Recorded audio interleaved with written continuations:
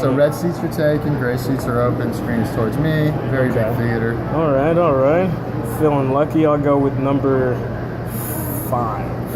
How often do y'all have like the special guests come, like with the celebrities? Almost every week. Really? But not now, because it's like Look at that. You on the far right. You see what it We have says on the Q&As far right? like every week. that's a special guest. Yeah, look at this.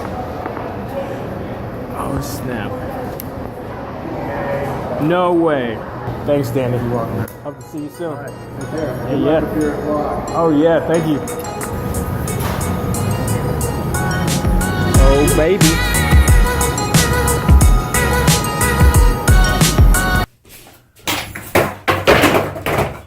All right. I'm not the biggest Star Wars fan.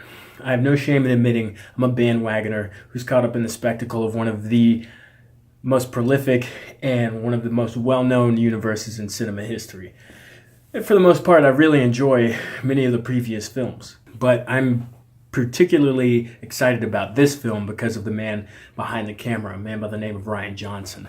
Now, he doesn't have a huge slate of films, and he's done like some really good episodes of Breaking Bad. But with what he's done so far and his style and his kind of aesthetic, I think it deserves a lot of acclaim. Not to mention, he directs and writes all of his own shit. So the reason I'm excited about him doing this is because it's very rare you get to see an auteur director handle such a big project, especially Disney's Star Wars. And that's understandable.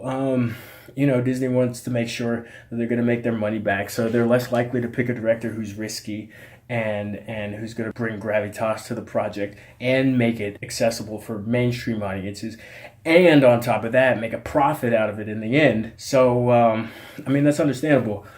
Sometimes it works, sometimes it doesn't.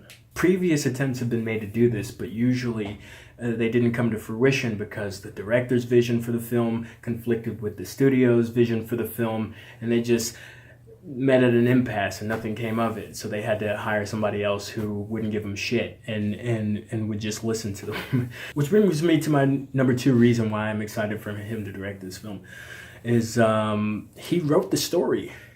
He's directing it and he wrote it, which means that Star Wars The Last Jedi is his vision and his only. Hopefully without much compromise, but we'll see. I'm very excited to see this film.